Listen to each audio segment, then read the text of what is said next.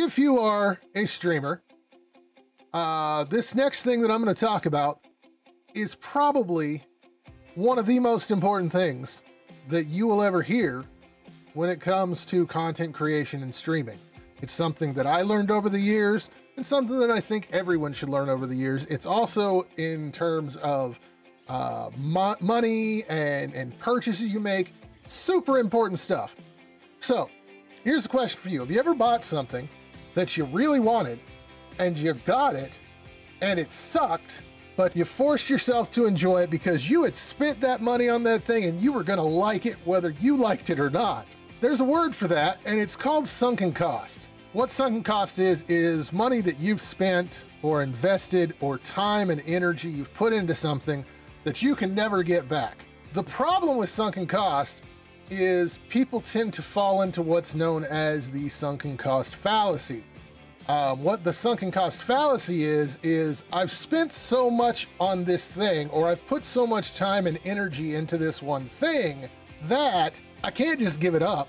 So what I have to do is spend more time, energy, or money on that thing, and eventually it's gonna be successful. Eventually it's gonna turn around and be great. That's actually not true. There's a lot of things where if you put huge amounts of time and energy into something, no matter how much time, energy, or money that you put into it, it's not gonna be successful. And one of the things that I learned when it comes to content creation and YouTube, as well as Twitch, if something isn't working, change it. I don't care if you've spent 5 years trying to be a variety horror streamer. That 6th year is probably not going to bring you success if you've not seen success throughout that entire time. So change it. Change up. You can even restart. You know, it's a scary idea because we've all gone through getting to the affiliate and getting all that taken care of, but you can start over. Sometimes starting over is a good thing. And the whole sunken cost fallacy part of it is your mind is going to be telling you, I already have this, why would I just get rid of it and do it again? And the thing is, sometimes you've already built up an existing base on that one channel. But oftentimes that existing base is there for the content that you're making right now, the content that you're making that is not successful, that is not getting you anywhere. So sometimes you can actually restart. Some of those people will follow you to the new channel. You'll get a new base, and you'll be able to grow in a much more successful manner. It's a very interesting idea. I encourage everyone to go out there and look up sunken cost fallacy because it doesn't matter what you're talking about.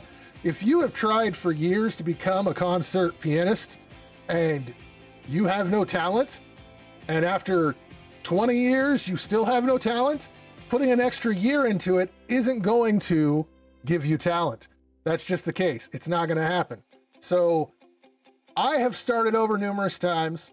I got known as the person that changed their name, rebranded consistently, trying to find something that worked.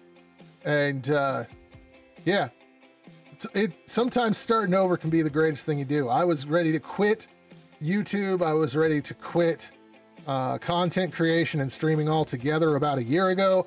Decided to go into gaming, and I've loved it ever since.